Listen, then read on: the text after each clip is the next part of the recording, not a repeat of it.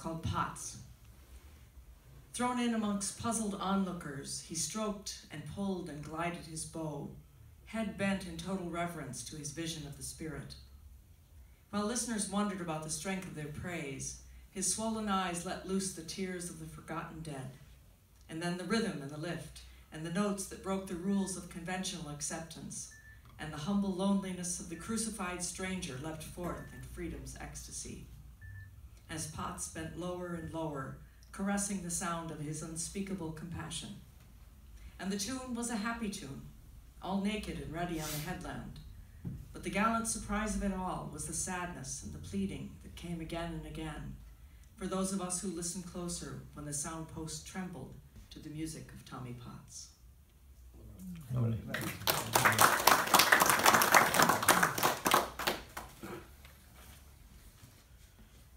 There's another short one about Seamus Ennis, who I first met.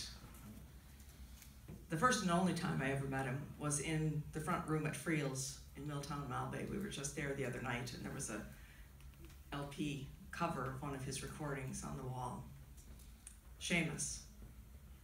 His eyes somehow held the sadness of the sunken grave, and yet I saw the mischievousness of a schoolboy energy, and his mouth held the promise of a trail of language that could turn a man's soul like plowshares cutting and burying a meadow.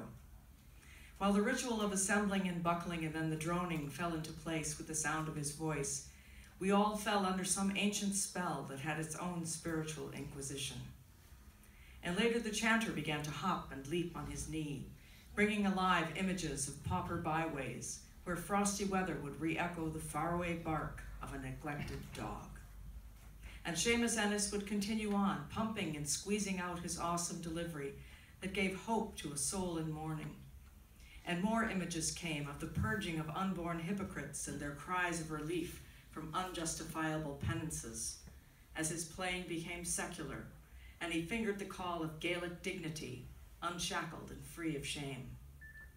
And when the pipes tapered off their final acquittal, he reached for the yellow glass beside him, which held the drops of contempt for the ghetto mentality. And Seamus Ennis would then rise and begin the even strides that would bring his tall shadow to some remote half door.